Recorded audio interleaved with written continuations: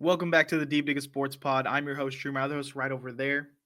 What's up? It's D. Good to see you again. Be sure to hit that like button. Be sure to subscribe.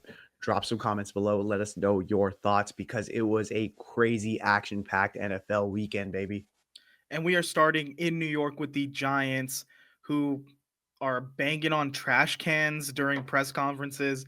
Daniel Jones is the hottest safety in free agency, apparently. And I want to start with Daniel Jones because he gets cut. He goes from their overpaid starter to the fourth string guy to playing practice squad safety. Then he gets cut.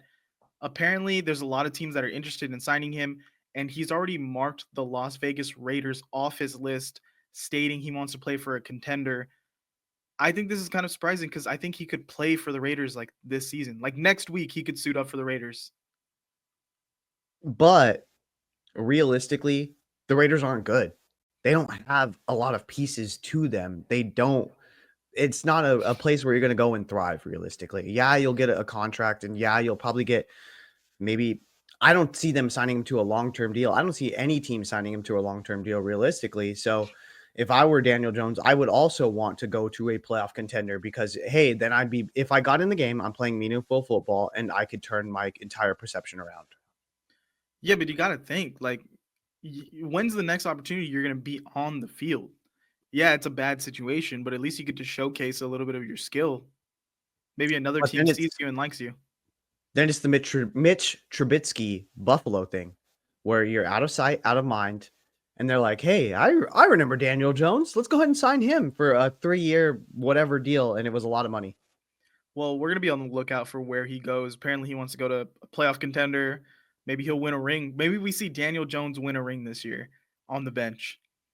Well, I was seeing some teams are like the Vikings, the 49ers, like teams like that. And I could see him thriving with an offensive minded head coach. Yeah, but let's talk about the Giants themselves because Malik Nabers after the game is just letting it all hang out. He's complaining about not getting the ball thrown to him until they're down 30-0. He's complaining about the play calling. He obviously does not like it in this franchise right now.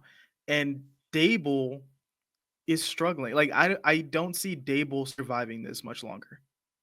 No, I think he's gone. I think he's gone Do you 100%. think the locker room is just lost already at this point? Well, yes, 100%. I think the locker room's gone. You had to let go of your starting quarterback mid-year. That never happens.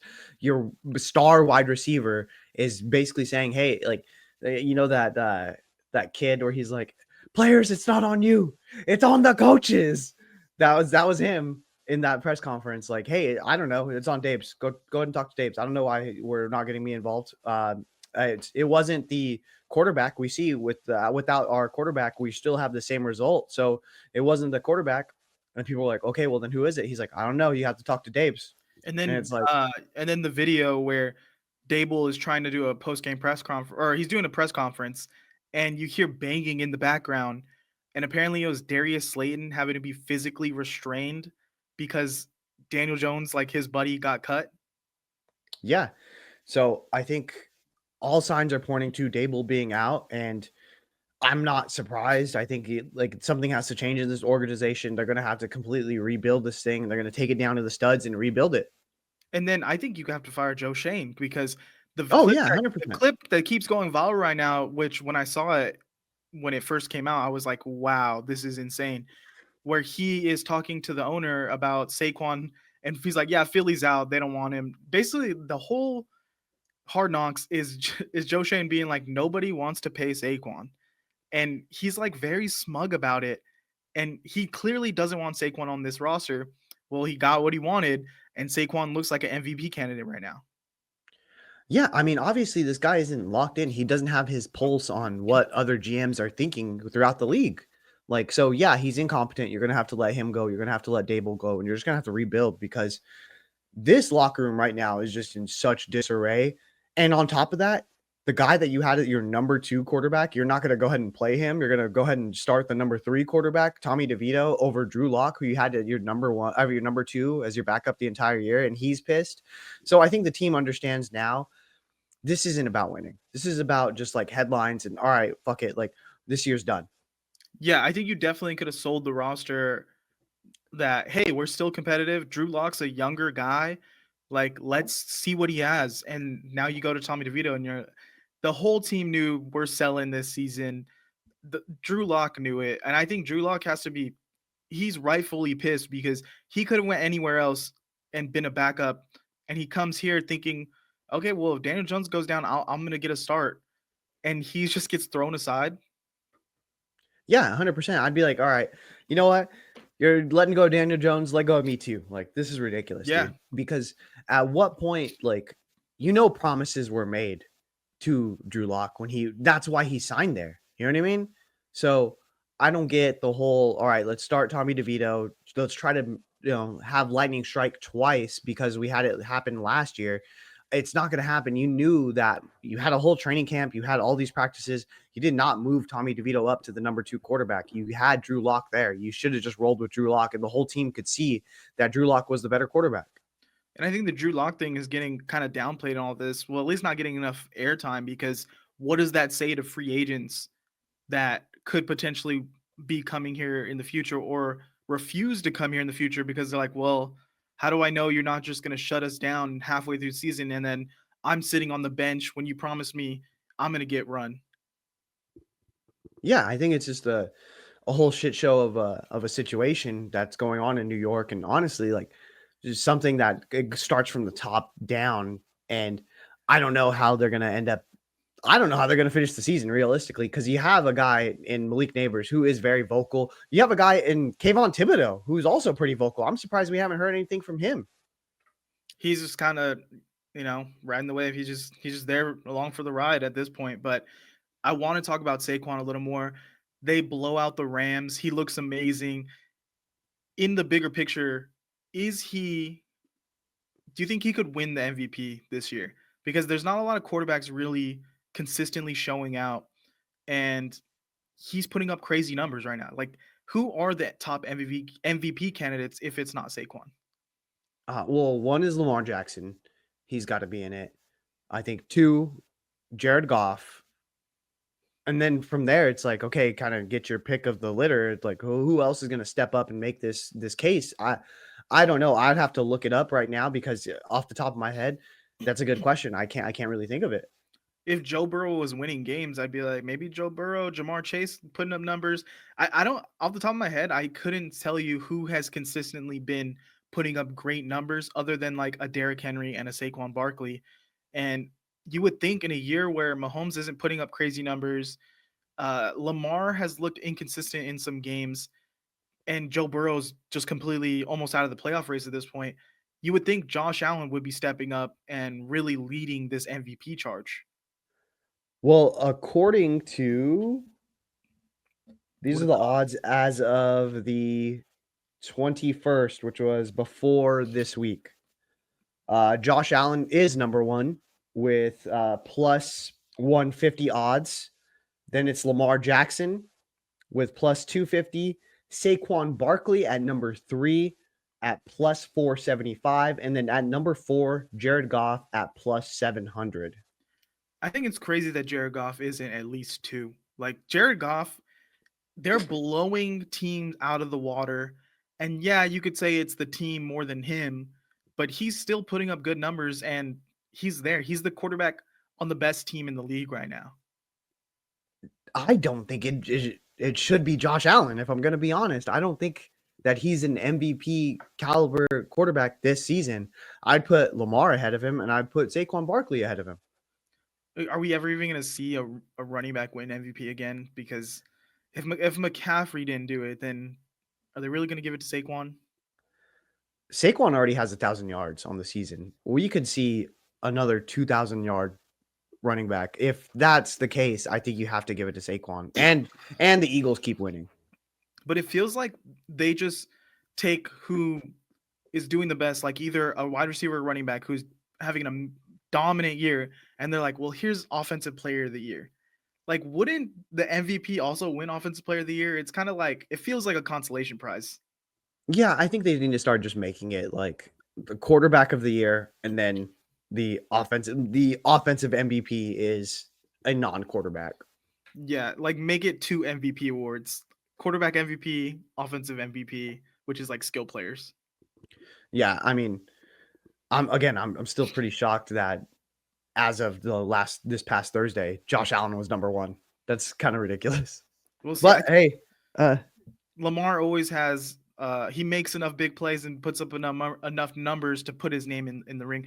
And I think there's some other guys who could, if they get hot and they start winning consistently, can throw their hat back in the ring.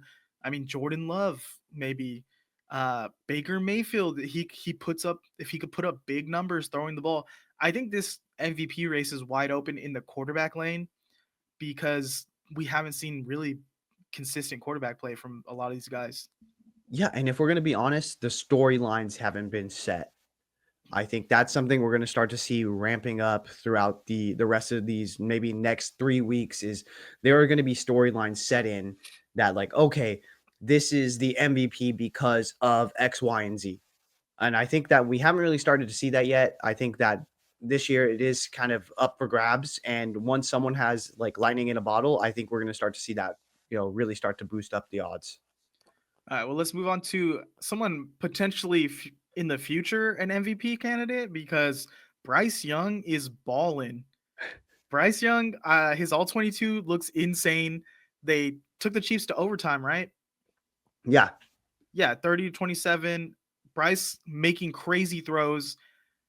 Is Bryce a franchise guy now? I was telling you, I like Bryce Young. I've liked Bryce Young since he came out. And I just like, okay, I know he's small, but realistically, you're not the best college quarterback. And then you just lose all of your skills as soon as you make the transition to the NFL. I don't care how small you are, there still has to be something there. I think exactly what he needed was to be sat down and benched because, hey, that's the worst thing that could happen to you as a starting quarterback. You're benched. We told you you're not good enough. You need to work harder. And he's bounced back and he's gained his confidence. He's figured out what actually works for him. He's starting to throw the ball into tighter windows. He's looking much more comfortable and confident in the pocket. He just looks like a completely different guy. And I think that's kind of just what he needed. He needed a factory reset. He needed to go back to the bench and really figure out, hey, who am I? I'm Bryce Young. I'm the guy that they drafted 1-1 and it's for a reason. Yeah, and I think he should have gotten a huge confident boost when he got benched and it came out that a lot of teams wanted to trade for him. I think the Panthers saw that and were like, holy shit, like, I don't think we could get rid of this guy because if we give him to the Dolphins or we give him to the Niners, we give him to the Chiefs, like, what if he becomes something and goes somewhere else and we look stupid? So I think that had to at least make Bryce believe in himself a little bit again. Yeah, 100%. I mean, if 7 teams were reaching out to the Panthers, which reportedly that's how many were, like you've got to have something. And that had to make the Carolina Panthers think like, "Oh, okay. Well, maybe they know something that we don't know." I mean, realistically, Canales, he's supposed to be a quarterback whisperer. I know that you took that away from him when they benched Bryce, but maybe it'll showing signs of trending back towards being a quarterback whisperer. Well, now let's look at CJ Stroud on the other end of things, who was kind of an MVP candidate before, and he's looking weird, man. The Texans feel weird this season. They lost a Thursday night game a couple weeks ago. Now they lose to the Titans, and CJ Stroud does not look like he's in the same headspace, or something seems off with them. Well, I mean, the sophomore slump is a very real thing that, NFL quarterbacks really experience because the teams have more tape on you. Teams are more excited. You are not a dark horse anymore. You are not coming out of nowhere because realistically, no one expected the Texans last year to be good. You know what I mean? They just didn't. And then you catch them on the back half of the season. Then it's like, okay, now we know that they're good, but we are seeing new wrinkles in the offense. We're seeing different things that we haven't seen before from this team. But now, year 2, everyone knows coming in that, hey, this guy, CJ Stroud, is the real deal. And also, CJ, maybe you shouldn't have been hanging out with Micah Parsons the whole offseason. Maybe you should have been just grinding. Maybe you should have been getting better because what people typically say is the off season between year 1, year 2 is crucial for development for quarterbacks, and I'm sure he was grinding, but at the same time, people are gonna look to like, okay, well, you on every podcast, you were hanging out with Micah Parsons the whole time, you kinda got a big head. You tried to little bro, Caleb Williams after that game. Like, it just seems like, humble yourself a little bit, bro. The little broing of Caleb Williams now in hindsight looks awful. Crazy. Like, listen, if you're, I'd say 4 or 5 years in the league and you've been a Pro Bowler consistent, like I'm okay with that. In the moment, I was okay with it, but now looking back, I'm like, dude, the the the ego is insane to be like, hey, bro, let me tell you how it should be done. You're gonna be okay. You're gonna be okay, kid. Like, bro, are you okay? like, We're the same age, bro. You have 1 year over me. Come on, chill out. I mean, yeah, you turn a terrible organization around, but let's do it a little consistently here. But also, it wasn't just CJ. Like, realistically, a new head coach that came in that's a dynamo in D'Amico Ryans. And then they also had another first round pick on that defensive line that was a huge playmaker in Will Anderson. So, like, it wasn't just CJ Stroud himself. Yeah, CJ Stroud was a big reason that people were excited about the team, but the team as a whole had a lot of new pieces last year. And realistically, I don't know what needs to change moving forward, but they've got to find their groove. They got to recenter themselves and figure out what's going to work for the Houston Texans moving forward. And you're almost like, well, what is CJ when you take away all these weapons they had on offense? Because then he hasn't had consistently Nico Collins, Stephon Diggs, and Tank Dell all together, and even none of them at times. And he's really struggled to push the ball down the field in those moments. Yeah. And that's what like you can point to and be like, okay, well, look at the injuries, look at all the things that we're going through. Once we get centered and we get healthy again, which it could be next year, realistically, we'll find that offense again. The good thing is they're playing in a, fair to say, dog shit division with the Colts and the Titans stinking up the place, and they should be able to get in the playoffs pretty easily. Yeah. I mean, speaking of that, I mean, Anthony Richardson looked more improved. Another guy who needed to be sat down halfway through his sophomore year, but I mean, he looks good after the coming back from being benched, and I think that that was exactly what the Colts needed to do. Houston Texans, maybe just sit CJ for one half and be like, hey, this could be the new norm, bro. Humble yourself. They would fire their entire staff if they did that. Yeah, we could talk a little bit about Anthony Richardson because I thought he played a lot better coming back from that benching, and there was a lot of plays where penalties, wide receiver drops, whatever. They were kind of battling with the Lions for some of that game, and I thought that they were a lot more consistent, a lot better. I think he's going to put it together, but can he do it consistently over a full season? I don't know. Yeah, and honestly, again, kudos to him for improving and getting better. But why does it take the benching for you to actually take your job seriously? I mean, there was like videos from this offseason when he was talking about like, oh yeah, the NFL is actually way easier than college. And then he goes out there and struggles the first half of the season. Like, why did it take that for you to lock in? Like, shouldn't it be like, okay, I was a really high draft pick. People have all these expectations of me. Let me go out and perform. Instead, you kind of fuck around and do whatever. But hey, whatever worked, worked. Finally, it took a benching for you to really take your job seriously. And people are like, oh well, look at they benched Anthony Richardson. They're so dumb. Look at how improved he is. And it's like, yeah, well, that's what it took for him to actually lock in. Yeah, it's like the putting the no Call of Duty clause in Kyler Murray's contract. It's like, oh, do we really have to take it to that extent for you to take it this serious? Like, you're supposed to be the franchise. You should be in shape midseason. If you're a running quarterback, like you say, like that's your bread and butter, why are you tired after a run? And if you're after a terrible passing day, you cannot say you played well. Like, Yeah. there was zero accountability. I think this hopefully knocked his ego down, and he's gonna start, being a professional quarterback here. Like Joe Flacco's in that locker room. Like Yeah. he knows what a true professional should be, and he should just be doing everything that Joe Flacco does. Yeah. And so, like, again, maybe I don't know why it took this, but hey, it took it, and he looks much improved. Like, hopefully, he continues to make strides throughout the rest of this year. Because I mean, again, the same things still apply. Everything that everyone said about Anthony Richardson are still 100% true. He's never been a good quarterback. He's never been a consistent quarterback. He's never been a healthy quarterback. So let's go ahead and start by doing those things to make you more consistent, stay on the field, and let's make some plays. Let's read a fucking defense. How about that? All right.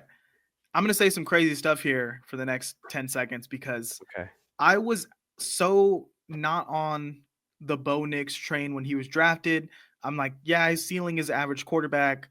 I don't think he's going to be that amazing. I think Bo Nix, the way he's playing now, what I've seen from Bo Nix, I think Bo Nix is a superstar. He's going to be a superstar. Not that he's there yet, but I think Bo Nix is going to be a superstar quarterback. And I think Bo Nix is going to be like everything that they prop up Trevor Lawrence to be. Like, I think he will be a consistent top 10 quarterback and they will be a consistent playoff team. Okay. I'm putting it out there. I've seen enough. He's a guy. He's a franchise guy. Do you think you're getting too ahead of yourself here? No, because I think he came out early and struggled. It was bad. He figured it out. I want to say, like, he's only thrown one interception in the past, I don't know how many weeks, but he's throwing a lot more touchdowns. He's pushing the ball downfield. They are not a let's run the ball and just play defense and get out of here with a field goal type of team now. They are running a Sean Payton offense and putting up numbers, and I think he's just playing amazing. He's playing lights out. Okay. He's there. You cannot say throwing the ball 42 times is like Sean Payton trusts this guy. If Sean Payton is throwing the ball 42 times with you against a Raiders team, like he's trying to show off that Bo Nix he can throw. He could spin it. I get all that. I 100% like, hey, Bo Nix has played above my expectations, but at the same time, let's not act like he is so much like, oh, he's this world beater that everyone thinks like, okay, so the Raiders this week, right? That's who they beat.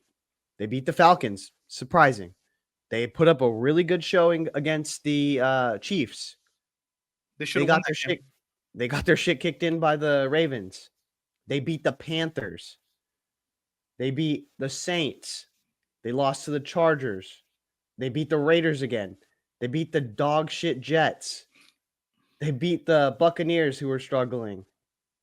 Like they didn't beat they didn't beat the gauntlet. You know what I mean? To be fair, the Panthers almost beat the Chiefs this week. And the Broncos also should have beat the Chiefs if it wasn't for that field goal. But, so it sounded like they beat some good teams and lost to a pretty good team.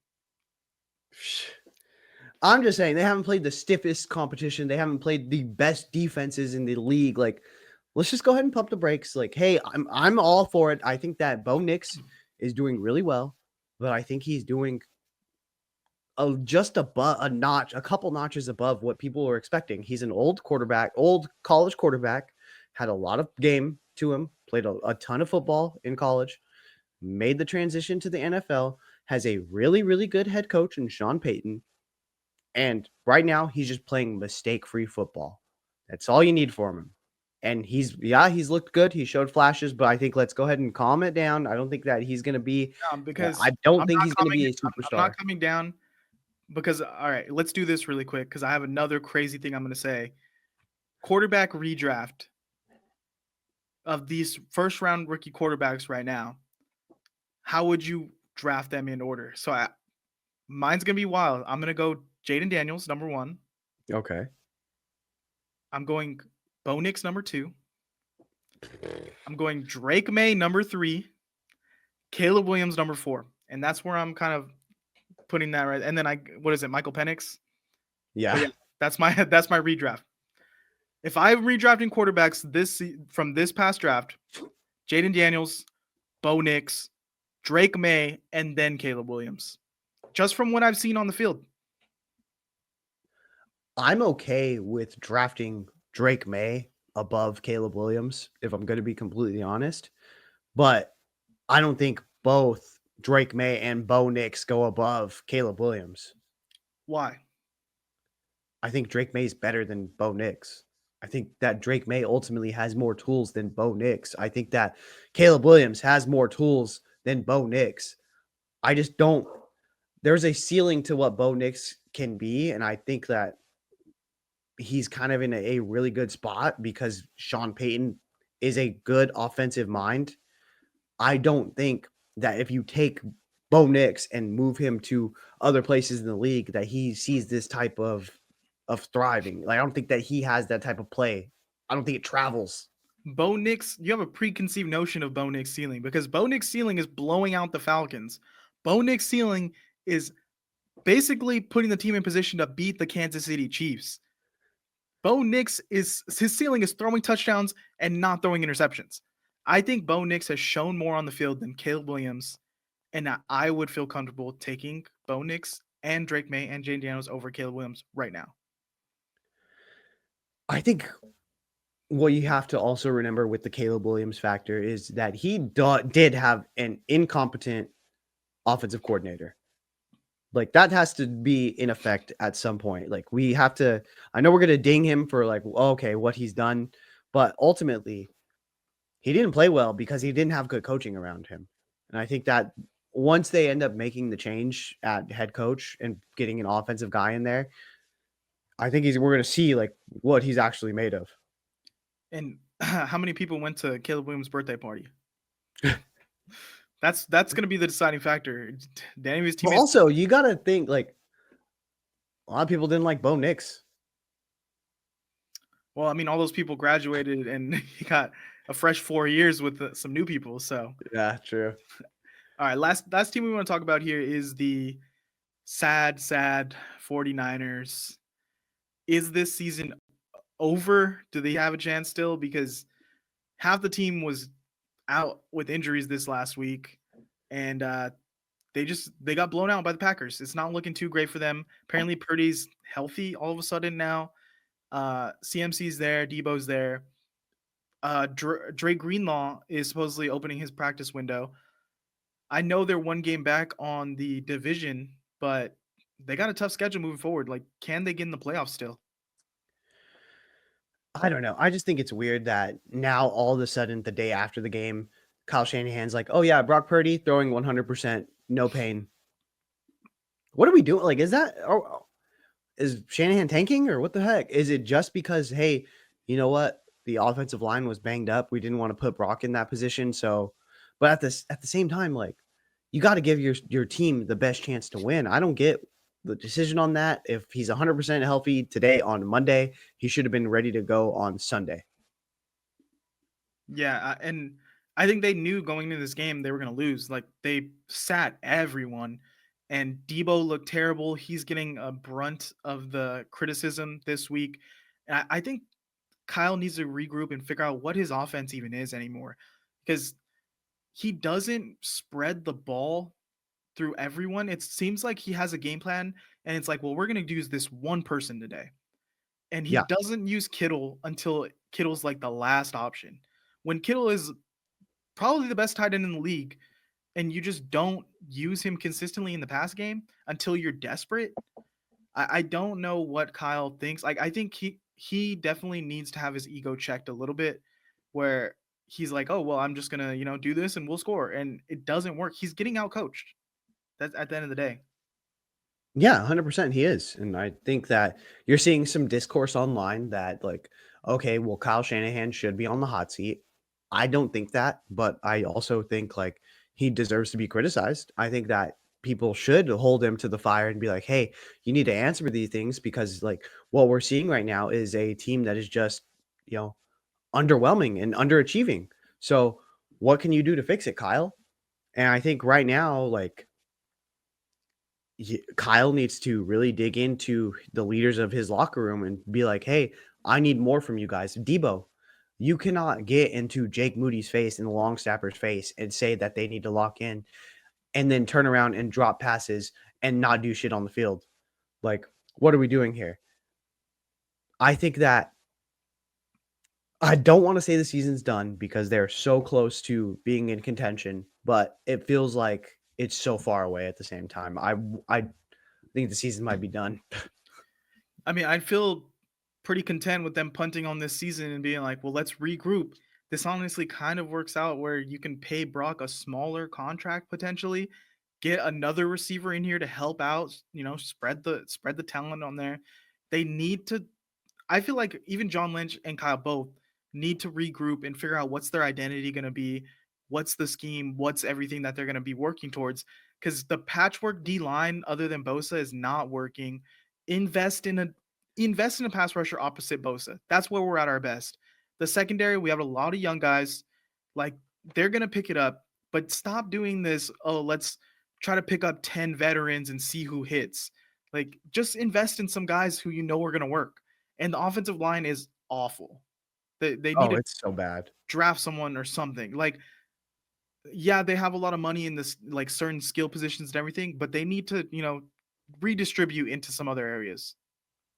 And at the same time, Trent Williams is not getting any younger. Like, eventually, he is going to retire. Like, it's going to happen any year now. People were thinking it could have been this offseason. So, like, that is going to be a conversation moving forward. If Trent Williams retires, that is a huge gap just left there on the offensive line, and there is no one there to fill it.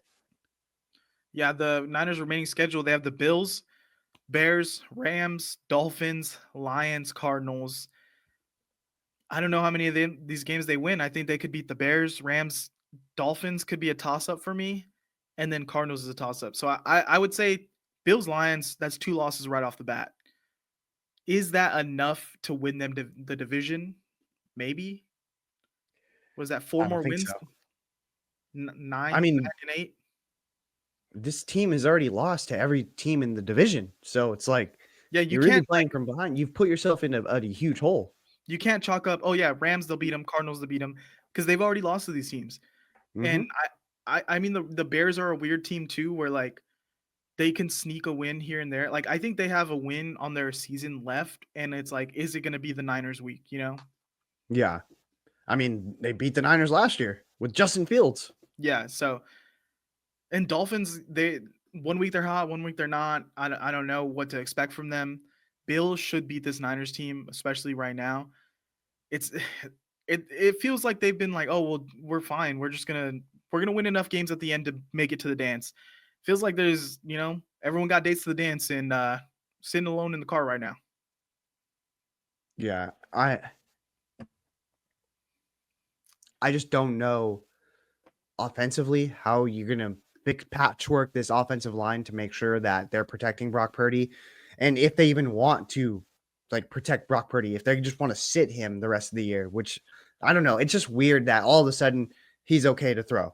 And it's the day after the game. All right. Well, that's all we have for the NFL this week. Please subscribe. Let us know your comments on your favorite team this season, and we'll see you next time. Later.